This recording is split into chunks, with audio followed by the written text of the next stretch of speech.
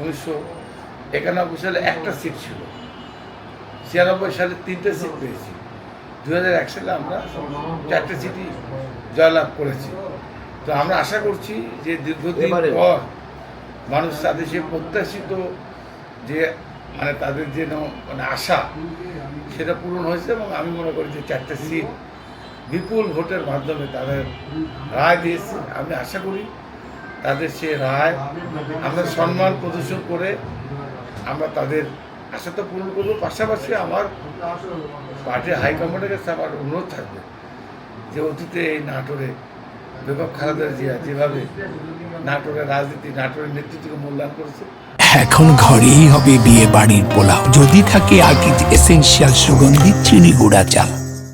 বর্তমান পার্টির যিনি হাইকমান্ড অবশ্যই উত্তরাঞ্চলের এই গুরুত্বপূর্ণ শহর, অনেক নির্যাতিত আমাদের নেতারা, অনেক কর্মী আমাদের আহত নিহত, অসংখ্য নেতা কর্মীকে গত 17 বছর মৃত্যুবরণ করতে হয়েছে।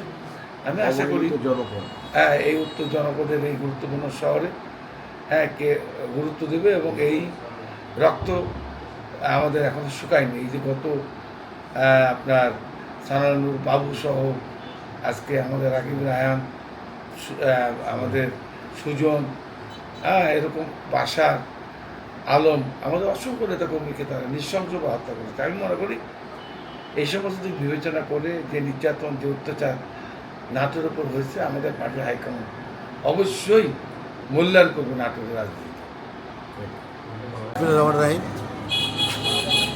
সর্বপ্রথম নাটোরবাসীকে জানাই আমি আমাদের সাধারণ মানুষ হিসেবে বলেন, নেতা ভুলে দাও, আমি তো নেতাই রে, না তারপরে আমরা সাধারণ মানুষ হিসেবে যাচ্ছি, নাটোরবাসী হিসেবে। আপনার তো নাটোরবাসী হিসাবে আমার একটাই দাবি, যেহেতু আমাদের নাটোরের জনগণ ধানের শীষ প্রতীককে 4টি আসনে বিজয়ী করছে, তো আমার বিশ্বাস নাটোরে একটি মন্ত্রী দেওয়া হোক, 1 বা 2টা মন্ত্রী দেওয়া হোক।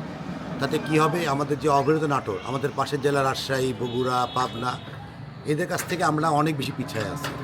যেমন আমাদের এখানে একটা 4 স্টার বা 5 স্টার মানের কোনো হোটেল নাই, মানুষ এখানে আসবে, বিনোদনের কোনো জায়গা নাই। পাশাপাশি শিক্ষার পরিবেশের জন্য এখানে একটা মেডিকেল কলেজ হোক বা কৃষি বিশ্ববিদ্যালয় হোক, এগুলোর খুব বেশি প্রয়োজন।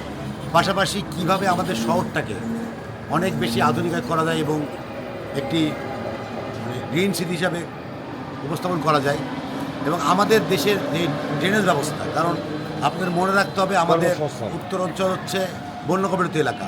এদিকে যখন বন্যা হয় তখন এদিকে মানুষের অনেক দুর্দশা বাড়ে, এদিকে শীতের একটা প্রকটের সময় মানুষ শীতে কষ্ট পায়, পাশাপাশি বন্যাতেরা কষ্ট পায়। তো এই জন্যই আমার কথা হচ্ছে যে ড্রেনেজ ব্যবস্থা ভালো করা, পাশাপাশি নাটোরকে ক্লিন সিটি করার জন্য, নাটোরকে ক্লিন করার জন্য বজ্র যে ব্যবস্থা আছে, এটারে কীভাবে সাস্টেনেবল করা যায় এবং এই বজ্রটাকে কীভাবে শিল্পে পরিণত করা যায়, এদিকেও আমাদেরকে অগ্রসর হওয়া দরকার। থ্যাংক ইউ, ঠিক আছে।